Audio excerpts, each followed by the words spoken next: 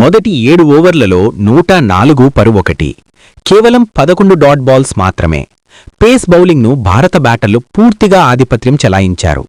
Strike rate అద్భుతం, బౌండరీల వరద. కాని మ్యాచ్ ఒక్కసారిగా మలుపు తిప్పింది. తరువాతి 5 ఓవర్లలో స్పిన్ దాడి ప్రారంభమైంది. ఫలితం కేవలం 20 పరుగులు, 3 వికెట్లు, 16 డాట్ బాల్స్. అదే మ్యాచ్ టర్నింగ్ పాయింట్. పేస్కు అటాక్ చేసిన అదే బ్యాటర్లు స్పిన్ ముందు స్టక్ అయ్యారు. రొటేషన్ లేదు, ఫుట్వర్క్ లేదు, ప్లాన్ లేదు. చివరి 4 ఓవర్లలో 25/5. ఇది కేవలం కుప్పకూలడం కాదు, ఇది స్పిన్కు వ్యతిరేకంగా ఉన్న స్పష్టమైన బలహీనత. ఇప్పుడు అసలు సమస్య ఏమిటంటే, మ్యాచ్ జరగబోయే మైదానం ప్రేమదాస స్టేడియం.